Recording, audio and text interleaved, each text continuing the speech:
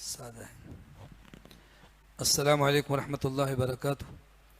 الحمد للہ رب العالمین والعاقبۃ للمتقین ولا عدوان الا علی الظالمین والصلاة والسلام علی اشرف الانبیاء والمرسلین نبینا محمد وعلی آلہ وصحبہ اجمعین، اما بعد۔ رب اشرح لی صدری ویسر لی امری واحلل عقدۃ من لسانی یفقهوا قولی، رب زدنی علما۔ اعوذ باللہ من الشیطان الرجیم۔ للہ ما فی السماوات وما فی الارض وَإِن تُبْدُوا مَا فِي أَنفُسِكُمْ أَوْ تُخْفُوهُ يُحَاسِبْكُم بِهِ اللَّهُ فَيَغْفِرُ لِمَن يَشَاءُ وَيُعَذِّبُ مَن يَشَاءُ وَاللَّهُ عَلَى كُلِّ شَيْءٍ قَدِيرٌ۔ سورۃ البقرہ کی آیت نمبر 284۔ للہ ما فی السماوات وما فی الارض، اللہ ہی کے لیے ہے جو کچھ آسمانوں میں ہے اور جو کچھ زمین میں ہے، یعنی ہر چیز اللہ کی ملکیت ہے، ہر شے پر اللہ کا حکم چلتا ہے، کوئی بھی چیز اللہ کے اختیار سے اور اس کی ملکیت سے باہر نہیں ہے۔ وَإِن تُبْدُوا مَا فِي أَنفُسِكُمْ، اگر تم ظاہر کرو جو کچھ تمہارے دلوں میں ہے، او تخفوہ، یا تم اسے چھپاؤ اور پوشیدہ رکھو، یحاسبکم بہ اللہ، اللہ تعالیٰ اس کے بارے میں تمہارا حساب لے گا۔ فیغفر لمن یشاء، تو اللہ تعالیٰ بخش دے گا جس کو چاہے گا، ویعذب من یشاء، اور عذاب دے گا جس کو چاہے گا۔ واللہ علی کل شیء قدیر، اللہ ہر چیز پر قادر ہے۔ جب یہ آیت نازل ہوئی تو صحابہ سہم گئے کہ دل میں بہت سے وسوسے اور خیالات آتے ہیں، تو کیا ان سب کے بارے میں اللہ تعالیٰ کے ہاں حساب ہوگا؟ تو رسول اللہ صلی اللہ علیہ وسلم نے جب صحابہ سے ایسے الفاظ سنے کہ اللہ کے رسول، جب نماز فرض ہوئی ہم نماز پڑھتے ہیں، روزہ فرض ہوا روزہ رکھتے ہیں، کوئی اور حکم آیا ہم سب عمل کرنے کے لیے تیار ہیں، لیکن جو ہمارے اختیار میں نہیں ہے، ہمارے دل کے وسوسے، اس کا حساب ہوگا، یہ تو بڑا مشکل ہے۔ تو رسول اللہ صلی اللہ علیہ وسلم نے فرمایا کہ کیا تم چاہتے ہو کہ اہل کتاب کی طرح یوں کہو کہ سمعنا وعصینا، ہم نے سنا ہم نہیں مانتے؟ تمہیں یوں کہنا چاہیے کہ سمعنا واطعنا، اللہ تیرا حکم سن لیا اور ہم نے اطاعت کی۔ چنانچہ صحابہ نے یہی الفاظ کہے کہ سمعنا واطعنا، اے اللہ ہم نے تیرا کلام سن لیا اور ہم نے اطاعت کی، اور غفرانک ربنا، اے اللہ ہم تجھ سے تیری بخشش چاہتے ہیں، وإلیک المصیر، تیری طرف ہم کو لوٹنا ہے۔ تو اللہ تعالیٰ نے اس پر اگلی آیت نازل فرما دی اور تسلی تشفی دی، جو ایک آیت کے بعد آیت آ رہی ہے۔ یعنی بعض دفعہ انسان اگر سوچے تو اللہ کا حکم بہت سخت لگتا ہے، لیکن اللہ تعالیٰ نے فرمایا کہ اللہ کسی نفس پر اس کی طاقت سے زیادہ بوجھ نہیں ڈالتا۔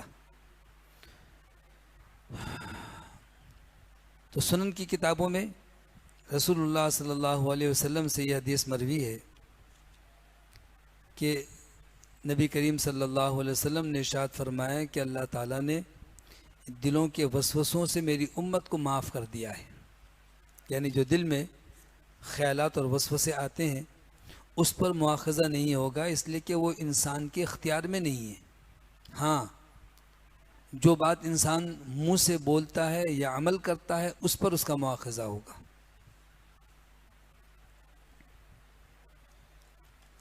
چنانچہ یہ آیت جب نازل ہوئی اور صحابہ ڈر گئے تو سورۃ البقرہ کی اگلی آیتیں جب نازل ہوئیں، اس آیت کا حکم اللہ نے منسوخ کر دیا کہ اب ان تبدوا ما فی انفسکم او تخفوہ یحاسبکم بہ اللہ کی آیت پر اللہ کی طرف سے مواخذہ نہیں ہوگا۔ یہ حدیث رسول اللہ صلی اللہ علیہ وسلم نے ارشاد فرمائی کہ ابن آدم جب کبھی کسی نیکی کا ارادہ کرتا ہے تو اس کے نام اعمال میں اسی وقت ایک نیکی لکھ دی جاتی ہے، اور فرمایا کہ جب کوئی نیکی کا ارادہ کرتا ہے اور نیکی کر گزرتا ہے تو اس پر 10 گنا ثواب. نیکی کا ارادہ ابھی کیا، بعد میں اس پر عمل بھی کیا، تو نیکی کے ارادے پر 1 ثواب اور عمل کرنے پر 10 گنا ثواب ہے. لیکن جب برائی کا انسان ارادہ کرتا ہے تو اللہ فرماتا ہے برائی لکھو مت جو اس کے نفس میں ہے.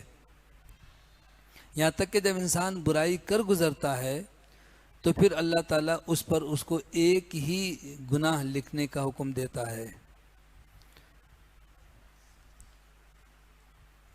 آخری 2 آیتیں، آیت نمبر 285 اور 286، یہ قرآن مجید کی سب سے بابرکت 2 آیتیں ہیں. بڑی فضیلت ہے ان 2 آیتوں کی. ایک تو صحیح بخاری مسلم کی حدیث ہے، رسول اللہ صلی اللہ علیہ وسلم نے فرمایا کہ جو شخص رات کے وقت سورۃ البقرہ کی آخری 2 آیتیں پڑھ لیتا ہے تو یہ 2 آیتیں اس کے لیے کافی ہوں گی، یعنی اجر و ثواب میں اور پوری رات عبادت کرنے یا اللہ کی طرف سے حفاظت کرنے کے لیے جو کچھ پڑھا جاتا ہے اس کا، یعنی 2 آیتوں سے ہی اتنا فائدہ ہوگا کہ 2 آیتیں ہی اس کے لیے کافی ہیں.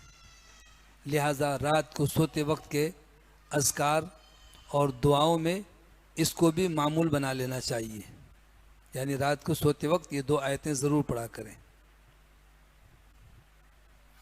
دوسری فضیلت ان 2 آیتوں کی یہ ہے، عبداللہ بن مسعود رضی اللہ عنہ کہتے ہیں کہ نبی صلی اللہ علیہ وسلم جب معراج پر تشریف لے گئے تو اللہ تعالیٰ نے آپ کو 3 تحفے عطا فرمائے.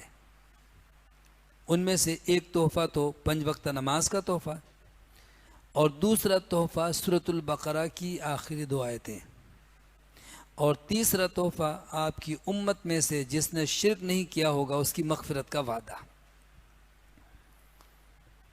یہ حدیث بھی صحیح مسلم کی حدیث ہے کتاب الایمان میں. یعنی پورا قرآن تو جبرائیل کے ذریعے سے نازل ہوا،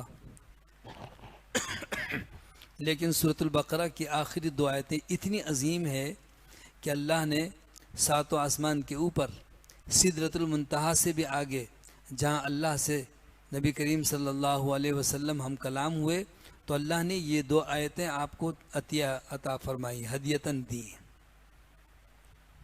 اسی طرح سورۃ البقرہ کی یہ 2 آیتیں اور سورۃ الفاتحہ فرمایا یہ 2 نور ہیں جو اللہ تعالیٰ نے سابقہ کسی پیغمبر کو نہیں عطا کیے تھے. یعنی ایسی عظیم یہ 2 نعمتیں ہیں، سورۃ الفاتحہ اور سورۃ البقرہ کی آخری 2 آیتیں.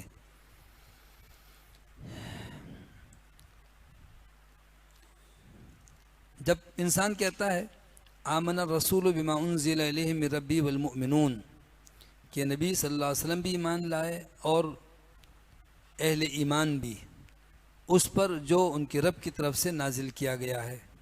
کل آمن باللہ، سب کے سب ایمان لائے اللہ تعالیٰ پر، و ملائکتہ و کتبی و رسولی، اور اس کے فرشتوں پر اور اس کی کتابوں پر، اور ساتھ ساتھ یہ بھی کہتے ہیں کہ اس کی کتابوں پر، اس کے رسولوں پر، اس کے فرشتوں پر سب پر ایمان لائے.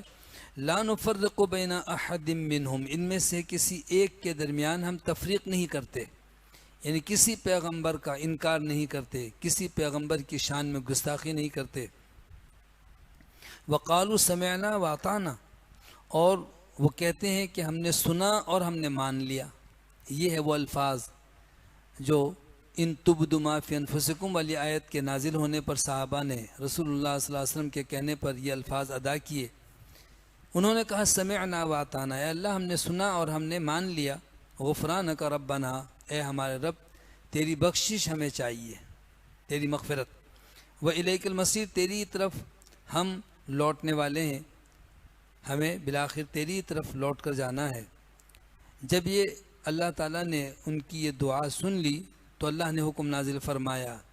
یہ آیت پہلے حکم کو منسوخ کرنے والی ہے کہ لا یکلف اللہ نفسا الا وسعها، اللہ تعالیٰ کسی شخص پر اس کی طاقت اور وسعت سے زیادہ بوجھ نہیں ڈالتا، یعنی جتنا وہ کر سکتا ہے جو اس کی طاقت میں بسعت میں ہے.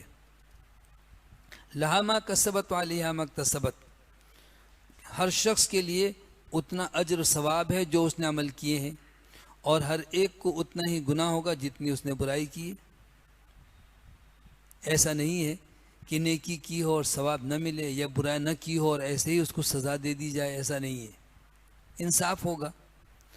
تو یہ اہل ایمان دعا کرتے ہیں ربنا، اے ہمارے رب، لا تؤاخذنا، تو ہمارا مواخذہ نہ فرما، ان نسینا او اخطأنا، اگر ہم بھول جائیں یا غلطی کر بیٹھیں. تو اللہ تعالیٰ نے رسول اللہ صلی اللہ علیہ وسلم کے مبارک الفاظ سے ہمیں یہ بشارت دی کہ اللہ تعالیٰ نے، آپ نے فرمایا، میری امت کی بھول چوک اور غلطیوں کو معاف کر دیا ہے. جیسے روزے کی حالت میں آپ بھول سے پانی پی لیں، بھول سے کھانا کھا لیں تو معاف ہے، کوئی گناہ نہیں ہے. جان بوجھ کر کے تو ایک دانہ بھی نہیں کھا سکتے، ایک قطرہ نہیں حلق سے اتار سکتے. تو اسی طریقے سے کوئی شخص بھول جائے اور کوئی کام کرنا تھا نہیں کیا، مثلا ایک نماز نہیں پڑھی تھی اور اس کو یاد ہی نہیں رہا، اور دن گزر گیا اور پھر اس کو دوسرے دن خیال آیا کہ کل میں نے ظہر کی نماز نہیں پڑھی، یا رات کو جلدی سو گیا تو عشاء نہیں پڑھی، یا کوئی بھی بھول چک ہو جائے تو یہ بھی معاف ہے. ربنا، اے ہمارے رب، ولا تحمل علینا اصرا کما حملته علی الذین من قبلنا، اے ہمارے رب تو ہم پر ایسا بوجھ نہ ڈال جیسا تو نے ہم سے پہلے لوگوں پر ڈالا. یعنی ان پر جو دین تھا اس میں بڑی سختی تھی. مثلا روزے کے بارے میں حکم یہ تھا کہ افطاری کر کے جب سو جاتے انسان تو روزہ شروع ہو جاتا تھا، سحری کی اجازت نہیں تھی. اب ہم جاگیں یا سوئیں، صبح صادق تک کھانے پینے کی اجازت ہے. اسی طرح اور بہت ساری سختیاں تھیں. تو یہ دعا سکھلائی کہ اے اللہ ہم پر ایسا بوجھ نہ ڈال جیسا کہ ہم سے پہلے لوگوں پر تو نے بوجھ ڈالا. رسول اللہ صلی اللہ علیہ وسلم نے فرمایا کہ جب بندہ یہ کہتا ہے ربنا ولا تحمل علینا اصرا کما حملت علی الذین من قبلنا، تو اللہ فرماتا ہے کہ نعم قد فعلت، جی ہاں میں نے ایسا ہی کیا. یعنی اے میرے بندو، امت محمد صلی اللہ علیہ وسلم پر میں ایسا بوجھ نہیں ڈالوں گا جو پہلے لوگوں پر ڈالا تھا. پھر بندہ دعا کرتا ہے کہ ربنا ولا تحملنا ما لا طاقت لنا بھی، اے ہمارے رب ہم پر وہ بوجھ بھی نہ ڈال جس کو اٹھانے کی ہم میں سکت اور طاقت نہ ہو، ہم جس بوجھ کو اٹھا نہ سکیں. واعف عنا، اے اللہ ہمیں معاف فرما، یعنی ہم سے جو کوتاہی ہوئی، غلطی ہوئی، اے اللہ معاف کر دے. یعنی عفو کہتے ہیں درگزر کرنے کو، اے اللہ ہمیں چھوڑ دے، جانے دے، گرفت نہ کر. واغفر لنا، اور ہمیں بخش دے. ورحمنا، اور ہم پر رحم فرما. کہتے ہیں اللہ تعالیٰ سے 3 چیزوں کی دعا کی. ایک تو یہ کہ اے اللہ جو ہم سے غلطی ہوئی ہے اس پر ہمیں درگزر کر اور معاف کر دے. اور واغفر لنا، ہمیں بخش دے کا مطلب ہے اللہ ہمیں لوگوں کے درمیان رسوا نہ کر، دنیا میں اور آخرت میں اپنی پکڑ اور سزا سے بچا لے. اور ورحمنا، رحم فرما، یعنی آئندہ ہمیں گناہ میں مبتلا نہ کر، آئندہ ہم تیری نافرمانی کے قریب نہ جائیں. انت مولانا، تو ہمارا مالک ہے، تو ہمارا مددگار ہے. مولا کا لفظ قرآن مجید اور احادیث میں کئی معنوں کے لیے آیا ہے. اللہ کے لیے جب آیا اس کے معنی مالک کے ہیں.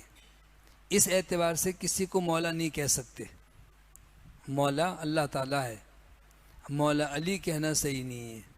لیکن انسانوں کے لیے مولا کا لفظ کئی معنوں میں آتا ہے. امام بخاری رحمہ اللہ صحیح بخاری شریف میں لائے ہیں کہ مولا کا معنی ہے غلام کے بھی ہیں، اور مولا کا معنی غلام کو آزاد کرنے والے مالک کے بھی ہیں. اور مولا چچا زاد بھائی کو بھی کہتے ہیں، اور مولا عالم کو بھی کہتے ہیں. اسی نسبت سے علماء کو مولانا کہتے ہیں. تو ان معنوں میں تو ٹھیک ہے، یعنی اصل نیت ہے. اگر کسی کی نیت یہ ہے کہ یہ ہمارے دوست ہیں، ہمارے بزرگ ہیں، ہمارے بڑے ہیں یا عالم ہیں، اس لیے ہم ان کو مولانا کہتے ہیں، تو کوئی حرج نہیں. لیکن اگر مولا کا مطلب مالک، مولا کا مطلب مختار، تو یہ تو صرف اللہ کے لیے بولا جائے گا. فانصرنا علی القوم الکافرین، تو کافر قوم کے بالمقابل اے اللہ تو ہماری مدد فرما. یہ عظیم الشان 2 آیتیں ہیں جس کا رات کو پابندی سے اہتمام کرنا چاہیے. الحمدللہ سورۃ البقرہ مکمل ہوئی. سورہ آل عمران، چونکہ آل عمران یعنی عمران کے گھر والوں کا تذکرہ ہے اس صورت میں. بنی اسرائیل میں عمران نام کے 2 افراد مشہور ہیں. ایک جناب موسیٰ اور ہارون کے والد کا نام بھی عمران ہے، موسیٰ بن عمران، ہارون بن عمران، اور دوسرے عمران جو ہے وہ سیدہ مریم علیہ السلام کے والد کا نام ہے، چونکہ یہاں پر ان کا تذکرہ ہے۔ جب عمران کی بیوی یعنی سیدہ مریم کی والدہ نے دعا کی اور نظر مانی تھی، تو اس نسبت سے اس سورت کو سورہ آل عمران کہا گیا۔ اس سورت کی ابتدا بھی حروف مقطعات، بسم اللہ الرحمن الرحیم، الف لام میم، لیکن اس کا معنی اللہ بہتر جانتا ہے۔ اللہ عالم بمرادہ بذالک، اس سے اللہ کی مراد کو اللہ ہی جانتا ہے کہ کیا مقصد ہے۔ اللہ لا الہ الا هو الحی القیوم، اللہ کہ اس کے سوا کوئی معبود نہیں ہے، وہ ہمیشہ زندہ اور ہمیشہ قائم رہنے والا یا دوسروں کو قائم رکھنے والا ہے۔ آیت الکرسی میں بھی یہ آیت گزری ہے، اور اس کے سلسلے میں کہ یہ اسم اعظم ہے، اس میں یعنی یہ دعا پڑھ کے یہ آیت کی تلاوت کر کے اللہ سے دعا کی جائے تو دعا ضرور قبول ہوگی، رد نہیں ہوگی۔ نزل علیک الکتاب بالحق، اے نبی صلی اللہ علیہ وسلم، اس اللہ نے آپ پر یہ کتاب حق کے ساتھ، سچائی کے ساتھ نازل فرمائی، ایسی کتاب کہ مصدقا لما بین یدی، اس سے پہلے والی کتاب کی یہ تصدیق کرنے والی ہے، یعنی تورات، انجیل، زبور، صحف ابراہیم، صحف موسیٰ وغیرہ کا اس کتاب میں بارہا تذکرہ ہے۔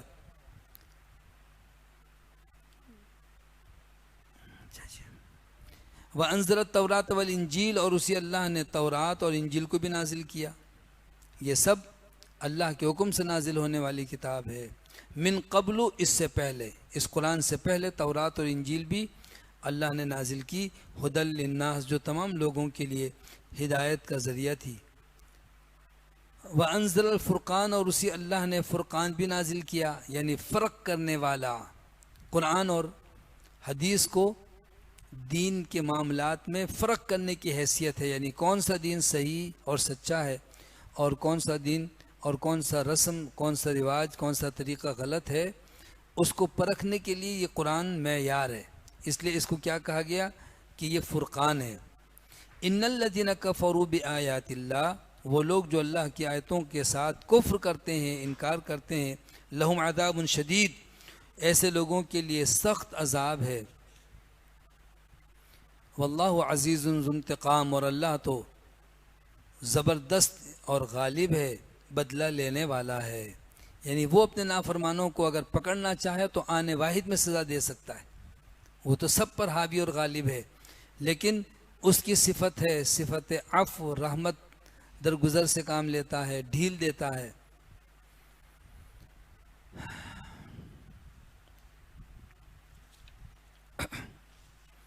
ان اللہ لا یخفی علیہ شیء فی الارض ولا فی السماء، وہ اللہ ہے کہ آسمان اور زمین میں کوئی بھی چیز اس سے اوجھل نہیں ہے، کوئی چیز اس سے پوشیدہ نہیں ہے۔ هو الذی یصورکم فی الارحام کیف یشاء، وہی اللہ ہے جو ماں کے پیٹ میں جس طرح چاہتا ہے تمہاری شکل صورت بناتا ہے۔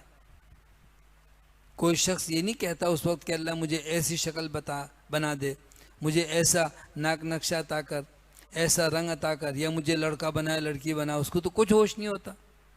یہ اللہ کی مہربانی ہے، بغیر طلب کی اور مانگے تمہیں اللہ نے یہ خوبصورت جسم عطا کیا، یہ شکل و صورت بنائی ہے۔ لا الہ الا هو العزیز الحکیم، اس کے سوا کوئی معبود نہیں، وہ سب پر غالب ہے، نہایت حکمت والا ہے۔ هو الذی، وہی اللہ ہے کہ انزل علیک الکتاب، اس اللہ نے آپ پر کتاب نازل فرمائی، یعنی یہ قرآن اللہ کا نازل شدہ ہے، اور اس نے جو کتاب نازل کی ہے، منہ آیات محکمات، ان میں سے اس قرآن کی آیات میں سے کچھ آیتیں ہیں جو محکم ہیں، یعنی قائم ہیں، منسوخ نہیں ہیں، ٹھوس ہیں۔ ہن ام الکتاب، وہی اصل کتاب ہیں۔ وَأُخَرُ مُتَشَابِهَاتٌ، اور کچھ دوسری آیتیں ہیں جو متشابہ ہیں، یعنی ان میں شبہ ہوتا ہے، پتہ نہیں یہ معنی ہوگا یا یہ معنی ہوگا، اس کا یہ مطلب ہوگا یا کچھ اور مطلب ہوگا، یعنی واضح نہیں ہے۔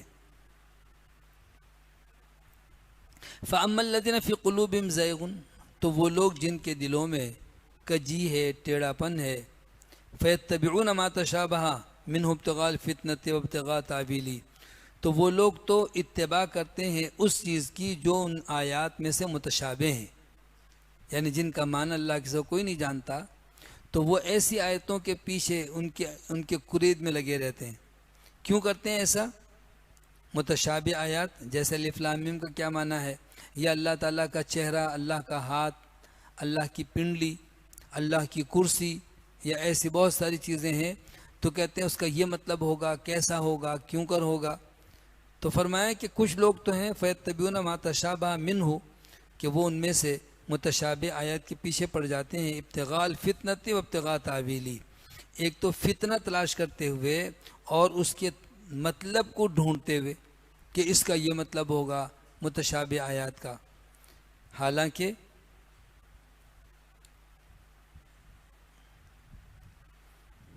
اللہ تعالیٰ نے جو متشابہ آیات نازل فرمائی ہیں، وَمَا يَعْلَمُ تَأْوِيلَهُ إِلَّا اللَّهُ، اللہ کے سوا اس کی تعویل، اس کا مفہوم، اس کا مطلب کوئی نہیں جانتا جو متشابہ ہیں۔ لہذا ایسی آیتوں کے پیچھے اپنا وقت ضائع نہیں کرنا چاہیے، جو کہ ایمان کا بھی خطرہ ہے۔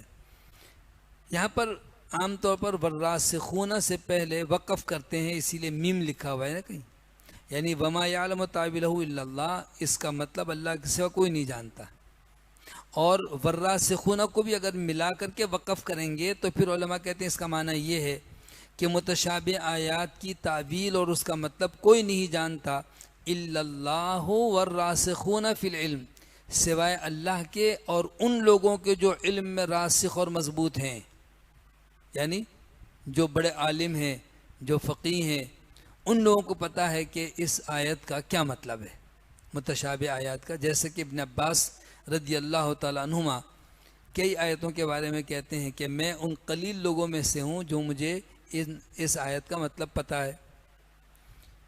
پھر بھی جو علم میں راسخ ہیں، پس مضبوط اور پختہ ہیں، وہ لوگ کہتے ہیں یقولون آمنا بھی، ہم اس پر بھی ایمان لائے ہیں۔ وہ آیتیں جو محکم ہیں یعنی واضح ہیں ان پر بھی ایمان لائے، اور وہ آیتیں جن کا معنی مطلب مفہوم سمجھ میں نہیں آیا، متشابہات ہیں، ان پر بھی ایمان لائے۔ اور وہ کہتے ہیں کل من عند ربنا، سب کچھ ہمارے رب کی طرف سے ہے، وما یذکر الا اولو الالباب، اور نصیحت حاصل نہیں کرتے مگر وہ لوگ جو عقل والے ہیں، یعنی وہ لوگ جن میں عقل و شعور نہیں ہے، سمجھ بوجھ نہیں ہے، تو وہ کیا نصیحت حاصل کریں گے؟ وہ تو اللہ کے احکامات کی خلاف ورزی کرنے پر، اللہ کی آیات متشابہات کا مطلب سمجھ میں نہ آنے پر بھی اس میں اپنے عقل کے گھوڑے دوڑاتے رہتے ہیں۔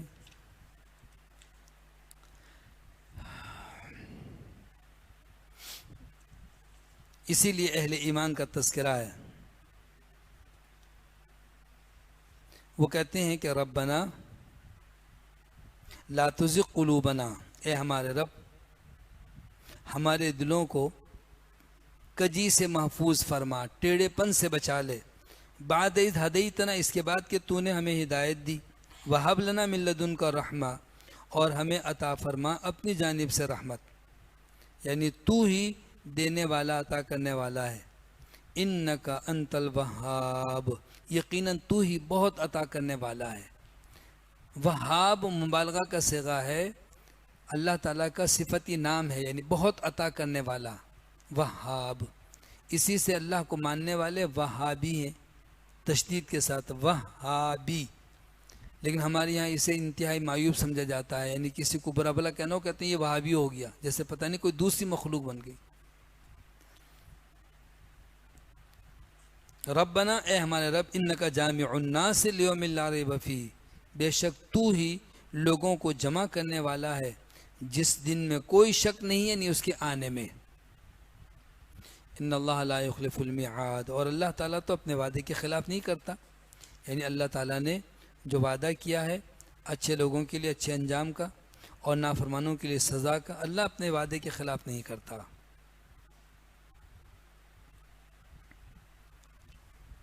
ان الذین کفروا، وہ لوگ جنہوں نے کفر کیا، لن تغنی عنہم اموالہم ولا اولادہم من اللہ شیئا، انہیں اللہ کی پکڑ کے مقابلے میں نہ تو ان کا مال کچھ کام آئے گا اور نہ ان کی اولاد ہی ان کی کچھ کام آ سکتی ہے۔ وَأُولَٰئِكَ هُمْ وَقُودُ النَّارِ، یہ لوگ تو آگ کا ایندھن ہوں گے، جہنم میں جائیں گے اور جلیں گے۔ سورۃ الانبیاء میں اللہ نے فرمایا کہ انکم وما تعبدون من دون اللہ حصب جہنم، تم اور جن کی تم اللہ کے سوا عبادت کرتے ہو سب آگ کا ایندھن ہے۔ تو بڑی شدید وعید ہے کہ اگر کوئی اللہ کو چھوڑ کر اپنے مال پر، اپنی اولاد پر یا کسی غیر اللہ پر اعتماد کر کے اللہ کی نافرمانی کرتا ہے تو یہ کوئی بھی اس کے کام نہیں آنے والے۔ پھر آگے فرمایا کہ کَدَأْبِ آلِ فِرْعَوْنَ وَالَّذِينَ مِن قَبْلِهِمْ، ان کی حالت ان لوگوں جیسی ہوگی جیسے آل فرعون کی حالت تھی۔ والذین من قبلہم، اور ان لوگوں کی حالت جو ان سے پہلے تھے، یعنی جنہوں نے نافرمانی کی اور اللہ کا عذاب آیا۔ کیا ہوا؟ کذبوا بآیاتنا، انہوں نے ہماری آیتوں کو جھٹلایا۔ فأخذہم اللہ بذنوبہم، تو اللہ نے پکڑ لیا ان کو ان کے گناہوں کے سبب۔ واللہ شدید العقاب، اور اللہ تو سخت سزا دینے والا ہے۔ یہاں پر وضاحت ہو گئی کہ نافرمانوں کے لیے دنیا میں تو اللہ نے ڈھیل دی ہوئی ہے، مال بھی ہے، اولاد بھی ہے، عہدہ منصب بھی ہے، لیکن قیامت کے دن ان کو کوئی بھی کام نہیں آئے گا، کوئی ان کو بچانے والا نہیں ہوگا۔ آیت نمبر 12 ہے، قل، آپ کہہ دیجئے، للذین کفروا، ان لوگوں سے جنہوں نے کفر کیا ہے، کہتے ہیں اس سے مراد اہل کتاب کے کافر ہیں، یہود وغیرہ، ان سے کہہ دیجئے ستغلبون، ان قریب تم مغلوب ہو جاؤ گے، تم پر اسلام غالب آئے گا، مسلمان غالب آئیں گے۔ وَتُحْشَرُونَ إِلَىٰ جَهَنَّمَ، اور تم سب جمع کیے جاؤ گے جہنم کی طرف، یعنی ہانک کر سب کو، جیسے چوپایوں کو ہانک کر لے جایا جاتا ہے، جہنم کی طرف لے جایا جائے گا۔ وَبِئْسَ الْمِہَادُ، اور وہ بہت برا ٹھکانہ ہے۔ قَدْ كَانَ لَكُمْ آیَةٌ فِي فِئَتَيْنِ الْتَقَتَا، یقیناً تمہارے لیے ان دو گروہوں میں جو ایک دوسرے سے ٹکرائے تھے بڑی نشانی ہے۔ دو گروہوں سے کیا مراد ہے؟ مسلمانوں کا گروہ جو مختصر سی تعداد میں 313 تھا، اور کافروں کا گروہ جو بڑے لاؤ لشکر کے ساتھ 1000 نفوس پر مشتمل، ہتھیار بھی، گھوڑے بھی، زرہ بھی، سب چیزوں کے ساتھ۔ تو اللہ نے فرمایا کہ فئۃ تقاتل فی سبیل اللہ، ایک گروہ تو اللہ کے راستے میں جہاد اور قتال کر رہا تھا، وَأُخْرَى كَافِرَةٌ، اور دوسرا گروہ جو تھا وہ منکرین کا تھا، نافرمانوں کا تھا۔ يَرَوْنَهُمْ مِثْلَهِمْ رَأْيَ الْعَيْنِ، یہ لوگ ان کو اپنی آنکھوں سے دگنا دیکھ رہے تھے، حالانکہ مسلمان 1/3 سے بھی کم تھے، کہاں 1000 اور 313، یعنی 1000 کا تیسرا حصہ بھی نہیں تھا، اس سے بھی کم تھے، لیکن جب میدان میں آئے تو اللہ تعالیٰ نے ان کافروں کو مسلمانوں کی تعداد زیادہ کر کے دکھلائی۔ یرونہم، وہ ان کو دیکھ رہے تھے، مثلیہم رأی العین، ظاہری اور حقیقی اپنی آنکھوں سے اپنے سے بھی دگنا، یعنی مسلمان ان کو 1000 کے مقابلے میں 2000 دکھائی دے رہے تھے۔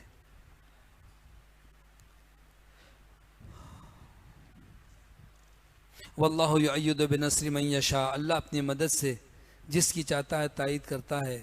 ان فی ذلک لعبرۃ لأولی الابصار، یقیناً اس میں بڑی عبرت ہے، نصیحت کا سامان ہے ان لوگوں کے لیے جو نگاہ بصیرت رکھتے ہیں، جو نصیحت حاصل کرنے والے ہیں۔ جب اللہ نے کافروں کا ذکر کیا جن کے لیے شدید وعید ہے، تو کافروں کے کفر پر اکسانے والی چیزوں کا بھی اللہ نے تذکرہ فرما دیا کہ یہ دراصل کیوں بھٹکتے ہیں، کیوں گمراہ ہوتے ہیں۔ فرمایا زُیّنَ لِلنَّاسِ، کافروں کے لیے مزین کر دی گئی، خوبصورت بنا دی گئی، حب الشہوات، خواہشات کی محبت، چاہتوں کی محبت، انسان کا جس طرف دل مائل ہوتا ہے وہ چیز بڑی اچھی لگتی ہے، اگرچہ ساری خواہشات بری نہیں ہے۔ مثلا پیاس لگی ہے تو ٹھنڈا پانی بڑا اچھا لگتا ہے، بھوک لگی ہے کھانا بہت ہی اچھا لگتا ہے، دل مائل ہوتا ہے نا، دل ضرورت پر، نیند آ رہی ہے بستر بہت اچھا لگتا ہے۔ تو بعض خواہشات ایسی ہیں جو اچھی تو لگتی ہیں لیکن گناہ ہے، مثلا زنا، حرام کھانا، اس طرح۔ تو اللہ نے فرمایا کہ کچھ بنیادی ضرورتیں ہیں جو انسان کی رغبت کے لیے ہیں، انسان کا دل مائل ہوتا ہے، تو زین للناس حب الشہوات، شہوتوں اور خواہشات کی محبت انسان کے لیے مزین کر دی گئی۔ من النساء، ایک تو عورتوں کی محبت، یعنی مردوں کے لیے عورت میں اللہ تعالیٰ نے کشش رکھی ہے، محبت ہوتی ہے، چاہت ہوتی ہے، لیکن اس کا یہ معنی نہیں ہے کہ جائز ناجائز ساری محبتوں کا وہ کھیل کھیلے، بلکہ جائز طریقے سے شادی کر کے اپنی بیوی سے محبت کرے، جیسا کہ رسول اللہ صلی اللہ علیہ وسلم نے ارشاد فرمایا کہ دو محبت کرنے والوں میں میاں بیوی سے بڑھ کر کوئی محبت نہیں کرتا۔ اور چونکہ عورتوں کی محبت خود نبی صلی اللہ علیہ وسلم فرماتے ہیں میرے دل میں بھی اللہ نے ڈال دی ہے۔ آپ نے فرمایا مجھے تمہاری دنیا سے دو چیزوں کی محبت اللہ نے عطا کی ہے، ایک عورتوں کی محبت اور دوسری خوشبو کی محبت۔ اور فرمایا کہ نماز تو میری آنکھوں کی ٹھنڈک ہے۔ اور اپنی امت کو بھی تعلیم یہ دی کہ شادی زیادہ کرو کہ میں تم میں سے ان لوگوں سے جو زیادہ شادی کرنے والے ہیں، میری امت کے بہترین لوگ وہ ہوں گے جن کی زیادہ بیویاں ہوں، زیادہ بچے ہوں۔ پھر فرمایا قیامت کے دن فإنی مکاثر بکم الامم، تمام امتوں کے درمیان اپنی امت کی تعداد کی زیادتی پر میں فخر کروں گا۔ تو اللہ تعالیٰ نے سب سے پہلے جن چیزوں کی محبت انسان کے لیے رکھی ہے وہ فرمایا عورت، زین للناس حب الشہوات من النساء، دنیاوی محبتوں میں اللہ تعالیٰ نے مزین کر دی خواہشات کی محبت، جیسا کہ عورتوں کی محبت۔ عورت سے مراد رسول اللہ صلی اللہ علیہ وسلم نے فرمایا دنیا تو سب فائدہ اٹھانے کی چیز ہے، اور سب سے بہترین چیز نیک عورت ہے کہ جب شوہر اس کی طرف دیکھے تو وہ خوش کر دے، حکم دے تو بجا لائے، اور وہ موجود نہ ہو تو اس کی گھر بار کی، اس کی عزت اور اپنی ناموس کی وہ حفاظت کرتی رہے۔ والبنین، اور اسی طریقے سے اللہ تعالیٰ نے مزین کر دیا انسانوں کے لیے محبتوں میں سے اولاد کی محبت بھی، یہاں تک کہ انبیاء علیہ السلام نے بھی اولاد کی تمنا کی، نیک اولاد کی دعائیں کی ہیں۔ تو یہ بھی انسان کی ضرورت ہے، اولاد کی محبت۔ عورتوں کی محبت مزین کر دی گئی، اولاد کی محبت۔ والقناطیر المقنطرۃ من الذهب والفضہ، اور سونے اور چاندی کے ڈھیر، یعنی بہت کثرت اور زیادتی کے ساتھ یہ مال ہو، انسان کو بڑا اچھا لگتا ہے تاکہ کبھی محتاج نہ ہو، کسی اور سے مانگنا نہ پڑے۔ والخیل المسومہ، اور نشان زدہ گھوڑے، کہتے ہیں وہ جو خاص طور پر سکھائے جاتے ہیں، سدھائے جاتے ہیں۔ والانعام والحرث، اور چوپائے بھی اور کھیتیاں بھی، یہ اللہ تعالیٰ نے انسانوں کے لیے مرغوب چیزیں بنا دی ہیں۔ ذالک متاع الحیات الدنیا، یہ سب دنیاوی فائدہ اٹھانے کی چیزیں ہیں جس سے انسان فائدہ اٹھاتا ہے۔ تو رسول اللہ صلی اللہ علیہ وسلم نے فرمایا کہ دنیا متاع، دنیا تو فائدہ اٹھانے کی چیز ہے۔ وخیر متاع الدنیا المرأۃ الصالحہ، اور دنیا میں فائدہ اٹھانے کی اشیاء میں سے سب سے بہترین چیز نیک عورت ہے، وہ سب سے بہترین چیز ہے۔ واللہ عنده حسن المآب، اور اللہ کے پاس تو بہت اچھا ٹھکانہ ہے۔ دنیا میں تو فائدہ اٹھانے کے لیے اللہ نے چیزیں عطا کی ہیں، لیکن آخرت میں جو اللہ نے نعمتیں رکھی ہیں وہ فائدہ اٹھانے کے لیے عارضی طور پر نہیں دی جائیں گی، بلکہ ہمیشہ کے لیے دی جائیں گی، ہمیشہ ابد الآباد کے لیے۔ واللہ عنده حسن المآب، تو اللہ کے پاس بہت اچھا لوٹنا ہے یا ٹھکانہ ہے۔ قل، آپ ان سے کہہ دیجئے، او نبئکم بخیر من ذالکم، کہ کیا میں تمہیں اس سے بہتر چیز کی خبر نہ دوں؟ اس سے بہتر چیز کیا ہے؟ للذین اتقوا عند ربہم، ان لوگوں کے لیے ہے جو ڈرتے ہیں اپنے رب سے، جنات تجری من تحت الانہار، ایسی جنتیں جن کے نیچے سے نہریں بہتی ہیں، خالدین فیہا، یہ اہل جنت ان نعمتوں میں ہمیشہ رہیں گے۔ وازواج مطہرہ، اور ان کے لیے پاکیزہ بیویاں ہیں، یعنی ان میں کوئی جسمانی یا ظاہری یا باطنی کوئی نقص نہیں رہے گا، نہ تھوک، نہ بول و براز، نہ مخصوص ایام، پاک صاف، اور اخلاق اور عادات کے لحاظ سے بھی کوئی ناراضگی نہیں، کوئی میاں بیوی میں نوک جھوک نہیں۔ ازواج مطہرہ، پاکیزہ بیویاں ہوں گی، ورضوان من اللہ، اور اللہ کی طرف سے ان کے لیے رضامندی اور خوشنودی بھی، اور جنت کی نعمتوں میں سب سے بڑی نعمت یہی ہوگی۔ رحمت عالم صلی اللہ علیہ وسلم نے فرمایا کہ جب جنتی جنت میں چلے جائیں گے تو اللہ فرمائے گا میرے بندوں کچھ اور چاہیے، وہ کہیں گے یا اللہ سب کچھ عطا کیا۔ اللہ فرمائے گا ابھی ایک نعمت باقی ہے، پھر اللہ اپنا دیدار کروائے گا تو ان کو سب سے بڑی نعمت یہی نظر آئے گی۔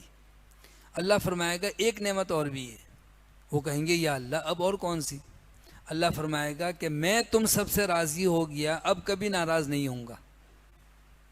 اب دنیا میں تو شرطیں تھیں، دنیا میں تو کچھ حدود اور قیود تھیں، یہ کام کرنا یہ نہیں کرنا ہے، لیکن اب جنت میں تمہارے اوپر کوئی پابندی نہیں، سب کچھ تمہارے لیے چھٹی ہے، جو چاہو کھاؤ، جو چاہو پیو، جیسے چاہو جیو۔ لوگ دنیا میں جنت کے مزے لینا چاہتے ہیں، کہتے ہیں جیسے چاہو جیو، تو آخرت میں پھر جنت نہیں ملے گی۔ یہاں تو ایسے جیو جیسے اللہ چاہتا ہے۔ ورضوان من اللہ، تو اللہ کی طرف سے ان کے لیے رضامندی اور خوشنودی بھی ہوگی۔ واللہ بصیر بالعباد، اور اللہ اپنے بندوں کو خوب دیکھنے والا ہے، یعنی کوئی بھی عمل اللہ تعالیٰ کی نگاہ سے، اللہ کے علم سے ان کا اوجھل و پوشیدہ نہیں ہے۔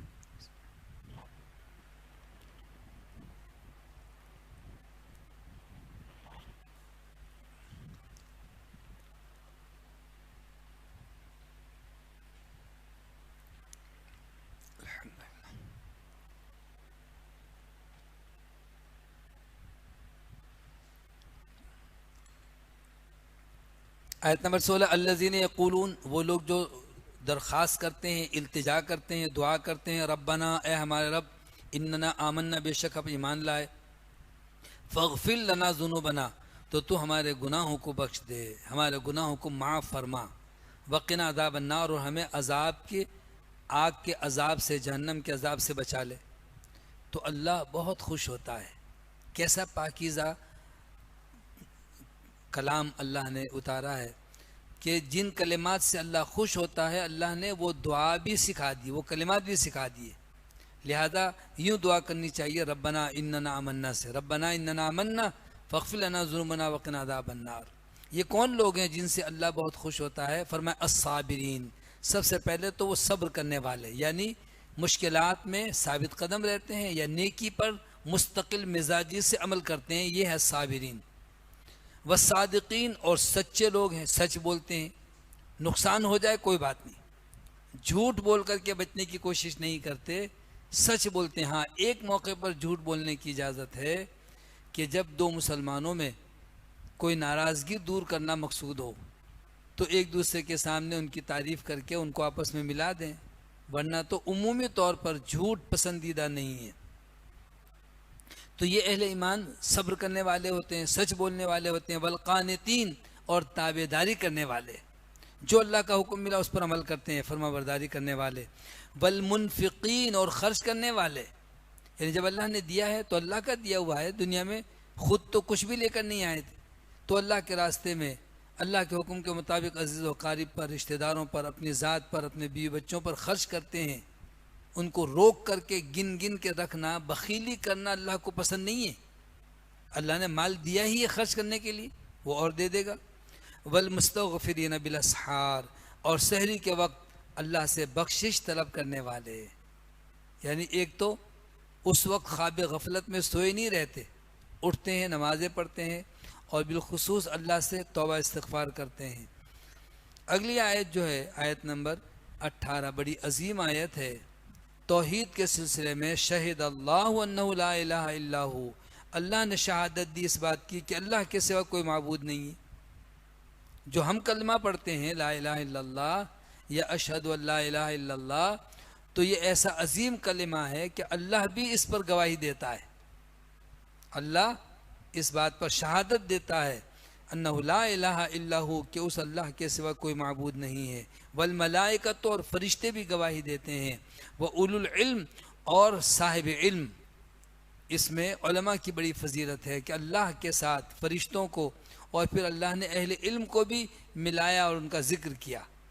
اللہ کی ذات اور صفات میں کسی کو شریک نہیں کرنا ہے، یہاں ایک عمل کے بارے میں کہ یہ کام اللہ بھی کرتا ہے کہ گواہی دے رہا ہے، اور فرشتے بھی، اور اسی طرح سے اہل علم بھی اس بات کی گواہی دیتے ہیں کہ انہ لا الہ الا ہو، کہ اس کے سوا کوئی معبود نہیں ہے، قائما بالقسط، انصاف پر قائم رہتے ہوئے، یعنی وہ انصاف کے ساتھ اس پر قائم ہے، لا الہ الا ہو۔ پھر دوبارہ یہ کلمہ توحید ذکر ہوا کہ اس کے سوا کوئی عبادت کے لائق نہیں، العزیز الحکیم، وہ غالب ہے اور نہایت حکمت والا ہے۔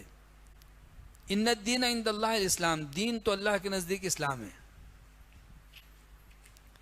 چونکہ کچھ لوگ دین کے نام پر دین اسلام کے سوا اوروں کے مسالک، اوروں کے خود ساختہ رواج، ان سب کو دین سمجھتے ہیں، تو اللہ تعالیٰ نے فرمایا کہ دین تو اللہ کے نزدیک اسلام ہی ہے، اور دوسری جگہ فرمایا کہ وَمَن يَبْتَغِ غَيْرَ الْإِسْلَامِ دِينًا فَلَن يُقْبَلَ مِنْهُ، اسلام کے سوا جو کوئی اور دین تلاش کرے گا اس کا کوئی عمل قبول نہیں کیا جائے گا۔ وَمَا اخْتَلَفَ الَّذِينَ أُوتُوا الْكِتَابَ إِلَّا مِن بَعْدِ مَا جَاءَهُمُ الْعِلْمُ بَغْيًا بَيْنَهُمْ، اور اہل کتاب نے علم کے آ جانے کے بعد اس میں اختلاف صرف اس لیے کیا کہ بغیم بینہم، ان کے آپس میں ضد اور حسد کی وجہ سے۔ وَمَن يَكْفُرْ بِآيَاتِ اللَّهِ، جو بھی اللہ کی آیتوں کے ساتھ کفر کرتا ہے اور انکار کرتا ہے، فَإِنَّ اللَّهَ سَرِيعُ الْحِسَابِ، تو اللہ جلد حساب لینے والا ہے۔ جلد کا معنی کہ کتنے سال کی مہلت ہے، 50 60 سال 70 سال، مرتے ہی حساب شروع ہو جائے گا، قبر میں جزا اور سزا شروع ہے۔ فَإِنْ حَاجُّوكَ، کا تو اے نبی صلی اللہ علیہ وسلم اگر یہ آپ سے بحث تکرار کرتے ہیں، فَقُلْ، تو آپ کہہ دیجئے أَسْلَمْتُ وَجْهِيَ لِلَّهِ وَمَنِ اتَّبَعَنِ، میں نے اپنا سر اس اللہ کے آگے جھکا دیا۔ اسلمت وجہیہ للہ، جو پوری کائنات کا خالق مالک ہے، وَمَنِ اتَّبَعَنِ، اور جنہوں نے میری پیروی کی انہوں نے بھی اپنا سر جھکا دیا، وہ بھی اللہ کے تابعدار فرما بردار ہوتے ہیں۔ قل، کہہ دیجئے للذین اوتوا الکتاب، ان لوگوں سے جن کو کتاب دی گئی ہے، والامیین، اور ان امیوں سے جنہوں نے کچھ پڑھا نہیں ہے، کچھ پڑھ لکھ کر جو ہے مہذب نہیں کہلاتے، یعنی عرب کے لوگ، ان سے کہہ دیجئے اسلمتم، کہ کیا تم اسلام قبول کرتے ہو، اسلام کو مانتے ہو؟ فَإِنْ أَسْلَمُوا، اگر وہ اسلام قبول کر لیں، فَقَدْ اهْتَدَوْا، یقیناً وہ ہدایت یافتہ ہیں، ہدایت کو انہوں نے پا لیا۔ وَإِنْ تَوَلَّوْا، اور اگر وہ اعراض کریں، منہ موڑ لیں، فَإِنَّمَا عَلَيْكَ الْبَلَاغُ، تو اس کے سوا کچھ نہیں کہ آپ کے ذمہ پہنچانا ہے۔ واللہ بصیر بالعباد، اللہ اپنے بندوں کو خوب دیکھنے والا ہے۔ ان الذین یکفرون بآیات اللہ، وہ لوگ جو اللہ کی آیتوں کے ساتھ کفر کرتے ہیں، ویقتلون النبیین بغیر الحق، اور ناحق طور پر انبیاء علیہم السلام کو قتل کرتے ہیں،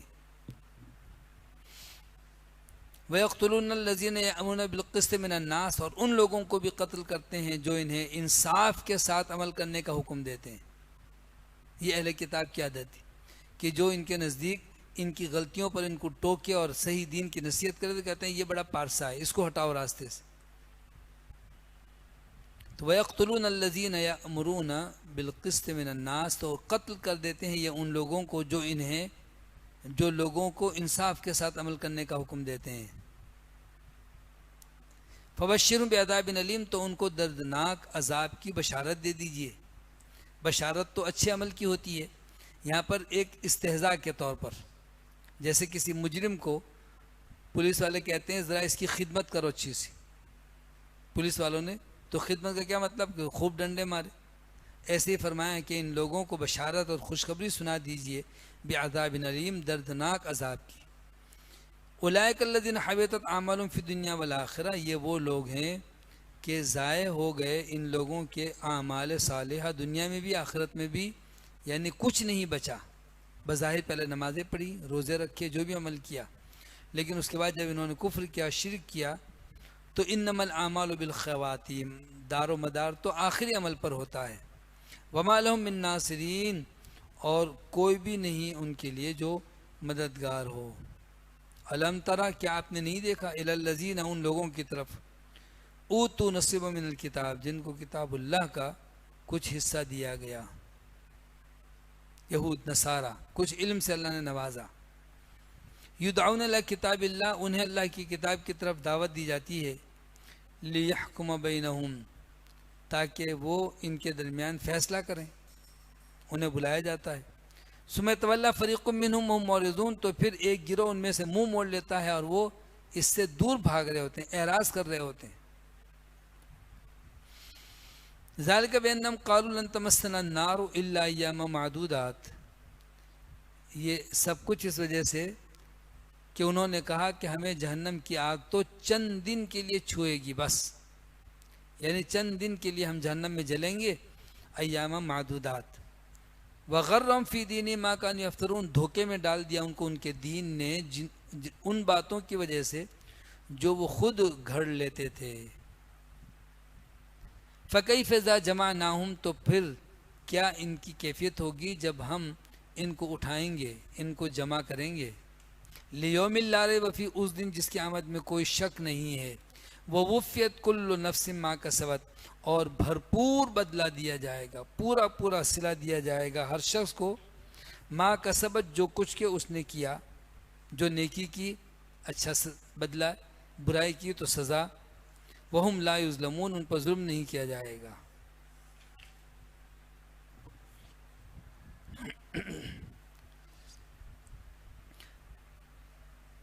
آیت نمبر 26 میں اللہ تعالیٰ نے اللہ کی طرف تمام امور لوٹانے کی دعوت دی ہے۔ اہل ایمان کیا کہتے ہیں؟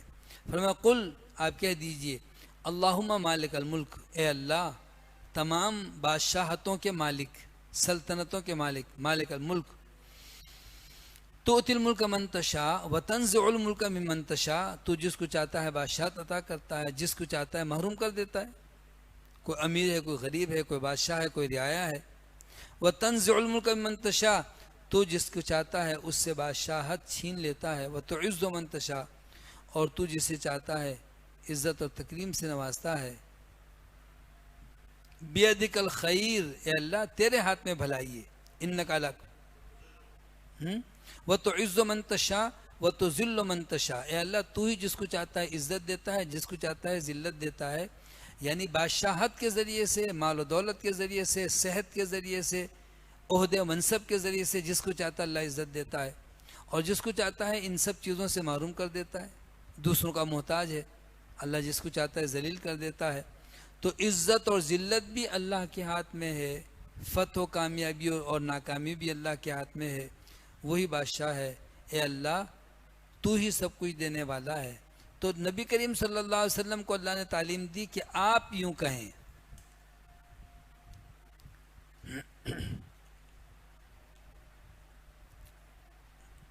مالک الملک، اے اللہ ملک کے، سلطنت کے مالک، تؤتی الملک من تشاء وتنزع الملک ممن تشاء، تو جس کو چاہتا ہے بادشاہت عطا کرتا ہے، جس سے چاہتا ہے بادشاہ چھین لیتا ہے، وتعز من تشاء، اور تو جس کو چاہتا ہے عزت عطا کرتا ہے، وتذل من تشاء، جس کو چاہتا ہے رسوا کر دیتا ہے، بیدک الخیر، تیرے ہاتھ میں سب بھلائی ہے، انک علی کل شیء قدیر، بے شک تو ہر چیز پر قادر ہے۔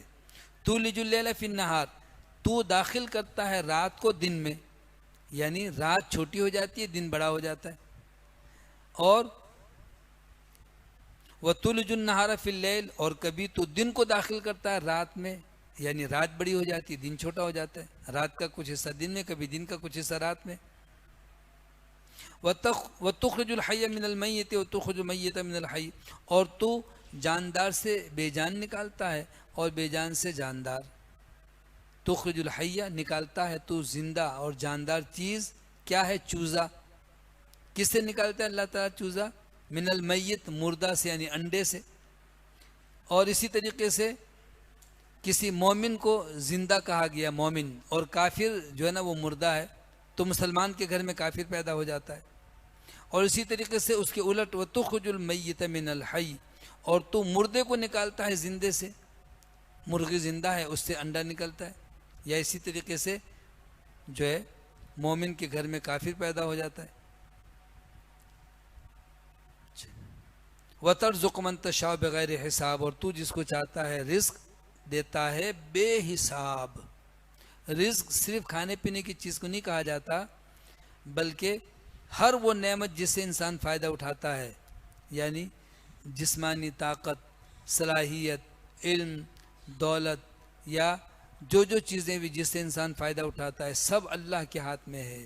اللہ جسے چاہتا ہے کم دیتا ہے، اور جسے چاہتا ہے بے حساب عطا فرماتا ہے۔ جب یہ آیتیں اللہ نے نازل فرمائیں تو بہت عظیم تعلیم یہ دی کہ نفع و نقصان اللہ کے سوا کسی کے ہاتھ میں نہیں ہے، لہٰذا اللہ سے مانگنا چاہیے۔ تو فرمایا کہ پھر کافروں سے تم دوستی کے ہاتھ کیوں بڑھاتے ہو؟ ان سے کیا لینے ہیں؟ ان کے اختیار میں کیا ہے؟ فرمایا لا يتخذ المؤمنون الکافرین اولیاء من دون المؤمنین، ایمان والوں کو اہل ایمان چھوڑ کر کافروں سے ہرگز دوستی کرنا مناسب نہیں ہے۔ ان سے دوستی نہ کریں، ان کے ساتھ راز و نیاز کا تعلق نہ رکھیں کہ ان سے مشورہ کریں، ان کو سب کچھ بتائیں، جب موقع ملے گا تمہیں اوندھا کر دیں گے، سب کچھ چھین لیں گے۔ وَمَن يَفْعَلْ ذَلِكَ فَلَيْسَ مِنَ اللَّهِ فِي شَيْءٍ إِلَّا أَن تَتَّقُوا مِنْهُمْ تُقَاةً، تو جو کوئی ان سے تعلق اور دوستی رکھے گا تو فَلَيْسَ مِنَ اللَّهِ فِي شَيْءٍ، تو وہ اللہ کی طرف سے کسی چیز پر نہیں ہے، یعنی اس کے لیے کوئی ضمانت نہیں ہے، کوئی اس کے لیے وعدہ نہیں ہے۔ إِلَّا أَن تَتَّقُوا مِنْهُمْ تُقَاةً، مگر یہ کہ تم اپنی ذات سے ان کو جو ہے اس لیے آگاہ نہیں کرتے، ان تتقوا منہم، کہ تم ڈرتے ہو ان سے کہ کہیں ایسا نہ ہو اگر ان کو پتہ چل جائے تو نقصان ہو، تو اس بنیاد پر تو ایک الگ چیز ہے۔ ان سے بچنا چاہتے ہو کافروں کے شر سے، کافروں کا زور ہو، کافروں کی طاقت ہو، اور وہاں پر اگر کوئی شخص کہے کہ میں بھی تمہارا مخالف ہوں، مسلمان ہوں، تو بوقت ضرورت اپنے ایمان کو پوشیدہ رکھے ان کے شر سے بچنے کے لیے۔ اس سلسلے میں کہتے ہیں اس کا مفہوم ایک تو یہ بھی ہے کہ بعض صحابہ کہتے ہیں کہ کچھ ایسے بھی لوگ تھے جن سے ہم سامنے ملتے تو مسکراتے تھے، یعنی منافقین، یہودی، ہندو، کافر، غیر مسلم، مشرک، لیکن ان کے لیے ہمارے دل میں شدید نفرت تھی، تو کیوں مسکرا کر ملتے؟ خواہ خواہ کے لیے ہم کو فتنے میں ڈال دیں گے۔ الا ان تتقوا منہم تقا کا تو معنی یہ ہے، الا یہ کہ تم ان سے بچنا چاہو تو بچو۔ وَيُحَذِّرُكُمُ اللَّهُ نَفْسَهُ، اللہ تو تمہیں اپنی ذات سے ڈراتا ہے، ڈرنا ہی ہے تو کافروں سے کیا ڈرنا، اللہ سے ڈرو۔ وَإِلَى اللَّهِ الْمَصِيرُ، اللہ کی طرف ہی تم سب کو لوٹ کر جانا ہے۔ قل، آپ کہہ دیجئے اے نبی صلی اللہ علیہ وسلم، یعنی ان مسلمانوں کو یہ بتا دیجئے، اسی طرح ان تمام انسانوں کو بھی، ان تخفوا ما فی صدورکم اب تبدو، کہ جو کچھ تمہارے سینوں میں تم اسے چھپاؤ، پوشیدہ رکھو یا ظاہر کرو، یعلمہ اللہ، اللہ تو سب کچھ جانتا ہے، لہٰذا اللہ کے سامنے جواب دہی کا احساس رکھو۔ وَيَعْلَمُ مَا فِي السَّمَاوَاتِ مَا فِي الْأَرْضِ، وہ تو جانتا ہے جو کچھ آسمانوں میں ہے، اور وہ جانتا ہے جو کچھ زمین میں ہے۔ وَاللَّهُ عَلَى كُلِّ شَيْءٍ قدیر، اللہ تو ہر چیز پر قادر ہے، اللہ تعالیٰ ہر چیز پر قدرت رکھتا ہے۔ یوم تجد کل نفس ما عملت من خیر محضرا، اس دن کو یاد کرنے کے قابل ہے کہ جب ہر شخص جو کچھ اس نے عمل کیا ہے، کوئی بھی بھلائی والا عمل، تو اس کو وہ پائے گا محضر، یعنی موجود اور حاضر۔ چھپکے سے معمولی سا نیکی کا کام کیا، کوئی نہیں جانتا، بلکہ وہ خود بھی بھول گیا ہوگا، قیامت کے دن وہ موجود پائے گا۔ وما عملت من سوء، اور جس نے کوئی برا عمل کیا ہوگا اسے بھی اپنے سامنے پائے گا۔ تود، تو پسند کرے گا ایک شخص، لو ان بینہا بین امدا بعیدا، کہ کاش اس کے درمیان اور اس کے گناہوں کی سزا کے درمیان بہت لمبا فاصلہ ہوتا، کوئی چیز بیچ میں آ جاتی۔ وَيُحَذِّرُكُمُ اللَّهُ نَفْسَهُ، اللہ تعالیٰ تمہیں نصیحت کرتا ہے، اپنے نفس سے ڈراتا ہے۔ واللہ رؤوف بالعباد، اللہ تعالیٰ تو بندوں پر نہایت رحم کرنے والا، مشفق ہے۔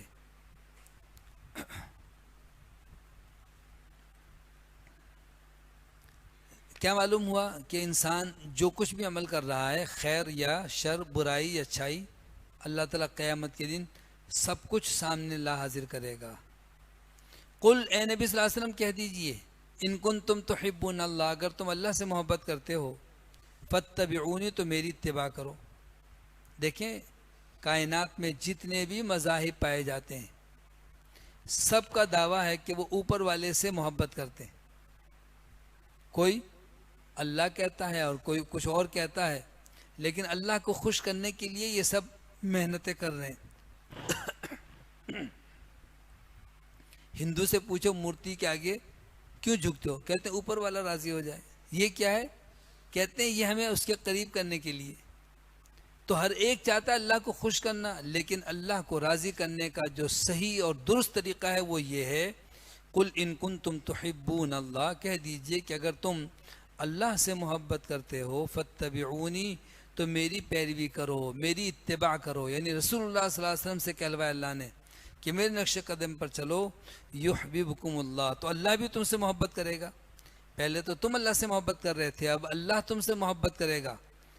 وَيَغْفِرْ لَكُمْ ذُنُوبَكُمْ، تمہارے گناہوں کو بخش دے گا۔ واللہ غفور رحیم، اللہ تو بہت بخشنے والا ہے، نہایت رحم کرنے والا ہے۔ قل، آپ کہہ دیجئے اطیعوا اللہ والرسول، اطاعت کرو اللہ کی اور اس کے رسول صلی اللہ علیہ وسلم کی۔ فَإِن تَوَلَّوْا، اگر یہ لوگ منہ پھیر لیں، اعراض کریں، فَإِنَّ اللَّهَ لَا يُحِبُّ الْكَافِرِينَ، اللہ کافروں سے محبت نہیں کرتا، کافروں کو پسند نہیں کرتا، یہ لوگ ناشکرے ہیں۔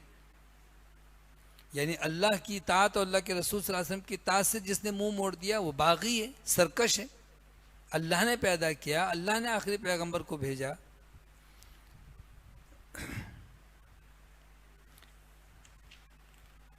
یہاں تک تو اب مضمون جو تھا اللہ تعالیٰ کی اطاعت، اللہ کے رسول صلی اللہ علیہ وسلم کی اطاعت، اب آگے جو مضمون ہے وہ آل عمران کے حوالے سے عمران کے گھر والوں کا واقعہ بیان ہوا ہے، یعنی سیدہ مریم کی والدہ ان کے گھر کا۔ ان اللہ اصطفیٰ آدم و نوحا و آل ابراہیم، اللہ نے چن لیا، منتخب کر لیا آدم کو بھی، نوح کو بھی اور آل ابراہیم کو بھی، ابراہیم کے گھر والے، ان کے اہل و عیال اور اولاد، و آل عمران علی العالمین، اور تمام جہانوں پر فضیلت عطا فرمائی اللہ نے ان انبیاء کے ساتھ آل عمران کو بھی، عمران کے گھر والے جناب سیدہ مریم علیہ السلام کے والد ہیں عمران، تو آل عمران کو اللہ نے جو ہے چن لیا، فضیلت دی۔ اصطفیٰ سے ہی مصطفیٰ ہے، مصطفیٰ کے معنی جس کو چن لیا گیا۔ ذریۃ بعضھا من بعض، یہ ایک دوسرے کی اولاد ہی تو ہیں، یعنی اللہ تعالیٰ نے کسی کو منتخب کیا، کسی کو بلند درجہ عطا کیا، تو یہ ایک دوسرے کی اولاد ہیں، یعنی وہ انبیاء علیہ السلام کی امتیں اور دنیا میں آنے والے انسان۔ ذریۃ بعضھا من بعض، یہ ایک دوسرے کی ضد ہیں، ایک دوسرے کی ذریت اور اولاد ہیں۔ واللہ سمیع علیم، اللہ تو سب کچھ سننے والا ہے، سب کچھ جاننے والا ہے۔ کیا سنتا ہے؟ دلوں کے راز بھی سن لیتا ہے، دل کے وسوسے بھی وہ جانتا ہے۔ فرمایا اذ، جب قالت امرات عمران، یاد کرو، یاد کرنے کے لائق ہے کہ جب کہا عمران کی بیوی نے، کہتے عمران جو تھے سیدہ مریم کے والد، ان کے ہاں کوئی اولاد نہیں ہوتی تھی، تو ان کی جو بیوی تھی یعنی سیدہ مریم کی والدہ، انہوں نے اللہ تعالیٰ سے التجا کی کہ اللہ اگر تو مجھے اولاد عطا کرے تو تیرے دین کے لیے میں اس کو وقف کر دوں گی۔ چنانچہ اللہ نے دعا سن لی اور ان کو اللہ تعالیٰ نے حمل ٹھہرایا، بیٹا یا بیٹی ان کو نہیں پتا، اولاد ہونے والی ہے۔ تو اس وقت انہوں نے کہا، اس قالت امرات عمران، جب عمران کی بیوی نے کہا کہ رب انی نذرت لک ما فی بطنی محررا، اے میرے رب میں نے نظر مانی ہے اس بچے کی جو میرے پیٹ میں ہے کہ یہ آزاد اور تیری عبادت کے لیے وقف ہوگا، یعنی مجھے اس سے دنیا نہیں حاصل کرنی ہے کہ بچہ بڑا ہوگا، کمائے گا، مجھے پالے گا، نہیں، یہ تیرے دین کی خدمت کے لیے وقف ہے۔ انک فتقبل منی، تو اللہ مجھ سے یہ قبول فرما، ابھی بچہ پیدا نہیں ہوا، پہلے سے وقف کر دیا۔ انک انت السمیع العلیم، بے شک تو سب کچھ سننے والا ہے، نہایت علم رکھنے والا، سب کچھ جانتا ہے۔ چنانچہ عمران کی بیوی نے حمل ٹھہرنے پر خوشی کے مارے اللہ تعالیٰ سے عہد کر لیا کہ اللہ یہ بچہ تیرے دین کے لیے وقف ہے۔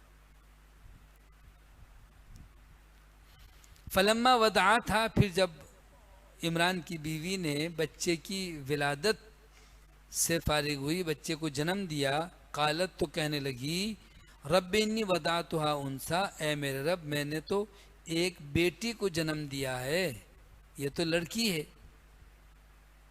واللہ اعلم بما ودعت، اور اللہ تعالیٰ خوب جانتا ہے کہ جو کچھ اس نے جنم دیا، یعنی بیٹا ہے بیٹی، اللہ کو تو معلوم ہے۔ اور حقیقت بھی یہ ہے کہ لیس الذکر کالانثی، وہ جو لڑکا ہوتا ہے نا وہ لڑکی جیسا تھوڑی ہوتا ہے، وہ تو لوگوں کے درمیان جہاد کے لیے، تبلیغ کے لیے، نماز پڑھنے کے لیے، نماز پڑھانے کے لیے، لیکن عورت جو ہے وہ تو چادر چہار دیواری میں گھر میں رہے گی۔ تو لیس الذکر کالانثی، یعنی وہ جو لڑکا ہونا چاہیے تھا جس کی تمنا کی، وہ تو لڑکی جیسا تھوڑی ہوتا ہے، وہ تو عالی مرتبہ ہوتا ہے۔ لیکن سیدہ مریم کی والدہ نے پیدائش سے پہلے ہی چونکہ نظر مان لی تھی، جب پیدا ہوئی تو بچی کہنے لگے اے اللہ واللہ عالم بما وضعت، اللہ خوب جانتا ہے کہ اس نے کیا جنم دیا ہے، یعنی بیٹا ہوا یا بیٹی، اللہ کو تو پہلے سے معلوم ہے۔ ولیس الذکر کالانثی، اور بیٹا بیٹی جیسا نہیں ہوتا۔ وانی سمیتھا مریم، تو وہ کہنے لگی کہ اللہ میں نے اس بچی کا نام مریم رکھا ہے۔ علماء نے لکھا ہے حدیث میں تو یہ ہے کہ جب بچہ پیدا ہو تو 7ویں دن اس کا نام رکھا جائے اور اس کا عقیقہ کیا جائے، لیکن یہ آیت بھی بتا رہی ہے کہ پیدا ہونے والے دن بھی بچے کا نام رکھا جا سکتا ہے، جس دن بچہ پیدا ہوا 7ویں دن بھی رکھ سکتے ہیں اگر دیر ہو گئی تو وَإِنِّي سَمَّيْتُهَا مریم، میں نے اللہ اس بچی کا نام مریم رکھا۔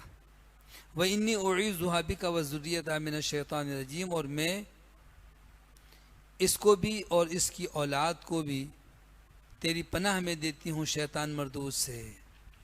رسول اللہ صلی اللہ علیہ وسلم نے فرمایا کہ ہر بچہ جب پیدا ہوتا ہے شیطان اسے چونکا مارتا ہے اور اس پر ہاتھ صاف کرتا ہے، تبھی تو بچہ روتا ہے، لیکن سوائے مریم کے اور عیسی ابن مریم کے، کہ سیدہ مریم کی والدہ عمران کی بیوی نے پیٹ میں بچہ تھا اور دعا کی تھی کہ اللہ اس کو شیطان سے بچا، چنانچہ شیطان کا ان دونوں پر یعنی مریم اور ان کے بیٹے عیسیٰ علیہ السلام پر کوئی داؤ نہیں چل سکا۔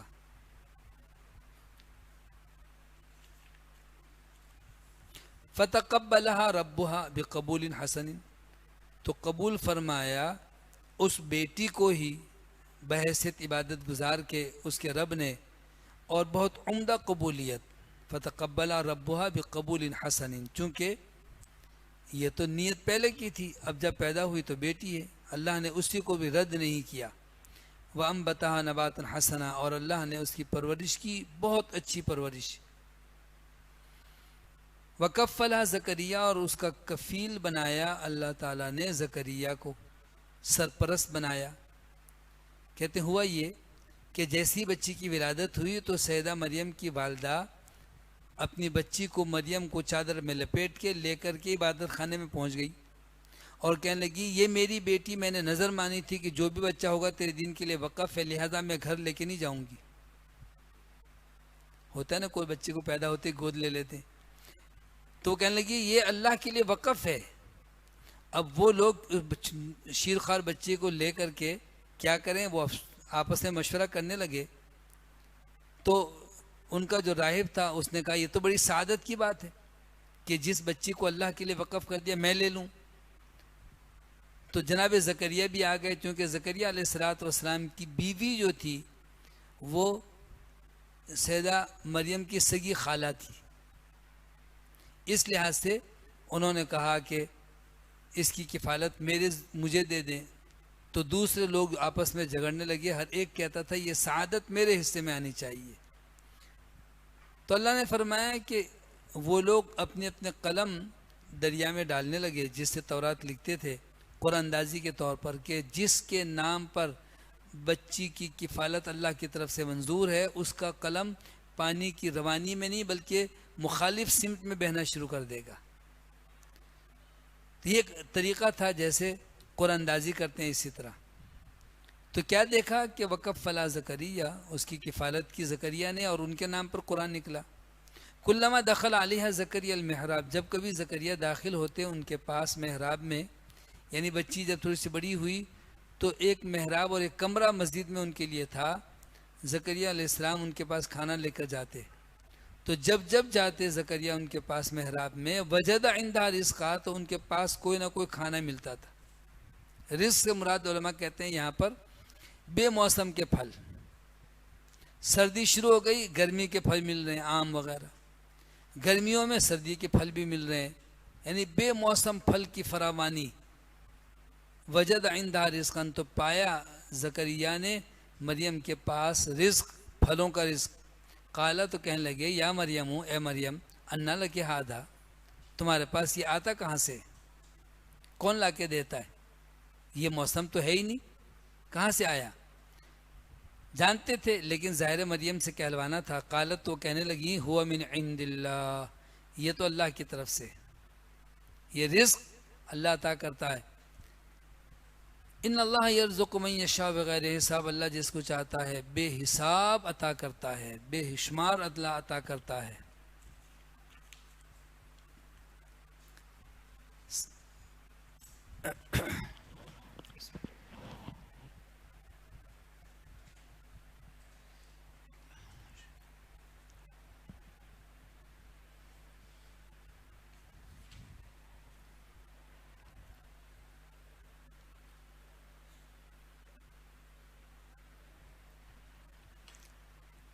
زکریہ بزرگ بھی تھے، عمر رسیدہ تھے اور بوڑھے بھی تھے، اور ابھی تک کوئی اولاد نہیں تھی، اور اللہ سے دعا کرتے تھے۔ لیکن جب سیدہ مریم نے کہا کہ رزق اللہ کے پاس سے آتا ہے، بے موسم پھل اللہ دیتا ہے، تو ان کو بھی اللہ سے مانگنے کا ایک جذبہ بیدار ہوا کہ اللہ مریم کو بے موسم اولاد، مریم کو پھل دے سکتا ہے بغیر موسم کے، تو اللہ مجھے بھی بیٹا عطا کر سکتا ہے، اگرچہ بوڑھے ہیں، عورت بھی بانجھ ہے۔ ہنالک دعا زکریہ ربا، وہاں زکریہ نے اپنے رب سے التجا شروع کر دی اور دعا کی۔ قالا، کہنے لگے رب ہب لی من لدنک ذریۃ طیبہ، اے میرے رب مجھے اپنی جانب سے پاکیزہ اولاد عطا کر۔ اپنی جانب سے کیوں کہا؟ کہ ظاہری اسباب پائے نہیں جاتے تھے۔ سورہ مریم میں وہ خود کہنے لگے کہ میں تو اتنا بوڑھا ہو گیا کہ اب ہڈیوں میں جان نہیں رہی، گودا نہیں رہا، سر کے بال سفید ہو گئے ہیں، اے اللہ اب کیسے اولاد ہوگی؟ لیکن تو عطا کر سکتا ہے۔ اور بیوی بھی بوڑھی اور بانج، وہاں اولاد کی دعا جو کی تو ساتھ ساتھ نیک اولاد کی دعا کی۔ یہ ایک پہلو عام طور پر والدین کی نظروں سے اوجھل ہوتا ہے، بس وہ کہتے ہیں خوبصورت بچہ ہو، بہت اچھا ہو، صحت مند ہو، بے عیب ہو، سب کچھ اچھا ہے، ہونا چاہیے، لیکن وہ نیک بھی تو ہو۔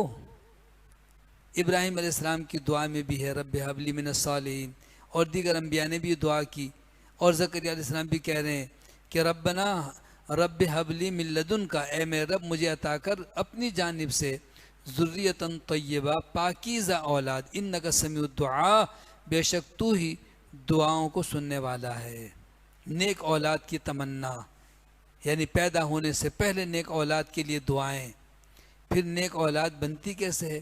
ماں باپ کا ان کے حق میں تربیت کا انتظام کرنا، شروع دن سے، بچہ پیدا ہونے سے پہلے ہی ماں نمازیں پڑھتی ہیں، دعائیں پڑھتی ہیں، اس کے اثرات بچے پر ہوتے ہیں۔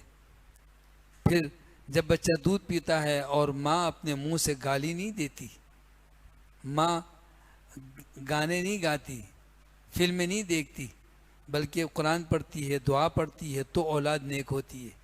اسی طریقے سے دیگر احکامات۔ تو نیک اولاد دنیا میں بہترین نعمت ہے اللہ تعالیٰ کی۔ جناب زکریا نے دعا تو کر لی، دعا کی کہ اللہ مجھے نیک اولاد عطا فرما۔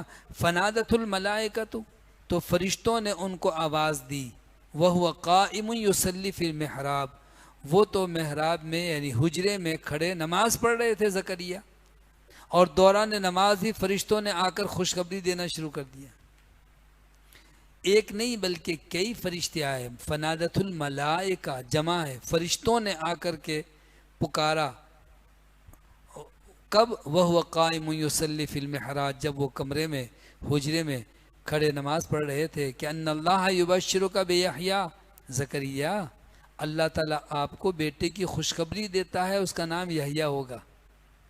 بیٹا بھی عطا کیا، نام بھی اللہ نے عطا کیا۔ ایسا بیٹا یحییٰ ہوگا کہ وہ مصدقاً بکلمۃ من اللہ، اللہ کے کلمے کی تصدیق کرنے والا ہوگا، یعنی کلمہ کن سے جو عیسیٰ پیدا ہوں گے اس کی تصدیق کرنے والا۔ وسیداً وحصورا، اور سردار بھی ہوگا۔ سردار کا کیا معنی ہے؟ ابن عباس رضی اللہ عنہ کہتے ہیں کہ وہ بردبار متحمل مزاج ہوگا، یا کہتے ہیں کہ وہ غصے پر کنٹرول کرنے والا بڑے شریف النفس ہوگا، اور وہ حصورا، اور بہت ہی زیادہ پارسا ہوگا۔ یہ معنی نہیں ہے کہ عورتوں کی خواہش نہیں ہوگی، لیکن وہ حرام طریقے سے عورتوں کے پاس نہیں جائیں گے، عورتوں سے دور رہنے والے ہوں گے۔ وَنَبِيًّا مِّنَ الصَّالِحِينَ، اور وہ یحییٰ نیک لوگوں میں سے ہوگا، نبی ہوگا۔ جب اللہ بشارت دیتا ہے نا تو پہلے چھوٹی بشارت پھر بڑی بشارت۔ تو جناب زکریا نے تو نیک اولاد کی دعا کی تھی، اللہ نے فرمایا خالی نیک نہیں، میں اولاد بھی ایسی عطا کروں گا، ایسا بیٹا جو نیک بھی ہوگا اور نیک لوگوں کا سردار ہوگا، بلکہ وہ خود نبی بھی ہوگا۔ بڑی بشارت تھی۔ قالا، تو اب جناب زکریا کہتے ہیں ربی انا یکون لی غلام، اے اللہ میرے لیے بیٹا ہوگا کیسے؟ وقد بلغنی الکبر، مجھے تو بڑھاپے نے آ پکڑا ہے، میں تو بوڑھا ہو گیا ہوں، یعنی انتہائی بوڑھا عمر رسیدہ۔ وامراتی عاقر، اور میری بیوی تو بانجھ بھی ہے، یعنی جوانی میں بھی اس کو اولاد نہیں ہوئی۔ قالا، تو اللہ نے فرمایا کذالک اللہ یفعل ما یشاء، اسی طرح سے اللہ تعالیٰ تو جو چاہتا ہے کر گزرتا ہے۔ اللہ کے لیے کوئی چیز بعید تھوڑی ہے، اللہ نے چاہا کہ وہ اولاد عطا کرے گا، اے زکریا تو اولاد ہوگی۔ قالا، تو جناب زکریا کو اور بے چینی ہوئی کہ یا اللہ میں نے دعا کی، تو نے قبول فرما لی، تو نے بشارت دے دی کہ بیٹا ہوگا، یحییٰ نام ہوگا، لیکن چونکہ ایام تو بند ہو جاتے ہیں عمر رسیدہ عورت کے، ورنہ تو ایام رک جاتے ہیں، حمل ٹھہرتا ہے اور چند ماہ میں پتہ چل جاتا ہے۔ اب کیسے پتہ چلے گا کہ حمل ٹھہر گیا؟ قالا، تو کہنے لگے رب اجعل لی آیا، اے اللہ مجھے کوئی نشانی تو عطا فرما، میرے لیے کوئی نشانی مقرر کر۔ قالا، تو اللہ نے فرمایا آیتک اللہ تکلم الناس ثلاثۃ ایام الا رمزا، بچے کے حمل ٹھہرنے کی نشانی یہ ہوگی کہ اے زکریا تم 3 دن لوگوں کے ساتھ بات نہیں کر سکو گے، یعنی کوئی کام کی بات دنیاوی باتوں میں سے تم بولنا چاہو گے تو نہیں بول سکتے۔ ہاں وذکر ربک کثیرا، اپنے رب کا ذکر کثرت سے کرو، ذکر کرو گے، نماز پڑھو گے، سبحان اللہ الحمدللہ پڑھو گے، کچھ بھی تو زبان چلے گی۔ یہ نشانی تھی۔ وسبح بالعشی والابکار، اور اللہ کی تسبیح کرو صبح اور شام، یعنی کثرت کے ساتھ خوب اللہ تعالیٰ کو یاد کرو۔ یہ اللہ رب العالمین سے کی جانے والی دعا جس میں بظاہر اسباب ختم ہو اس کا نتیجہ ہے۔ یعنی ایک شخص جوان ہے اور اولاد نہیں ہو رہی، وہ دعا کرتے ہوئے تھک جاتا ہے، پتہ نہیں اولاد ہوگی کہ نہیں۔ یہاں تو زکریا علیہ السلام بڑھاپے میں اولاد کی دعا کر رہے ہیں اور اللہ نے عطا کر دی۔ معلوم کیا ہوا کہ اللہ سے دعا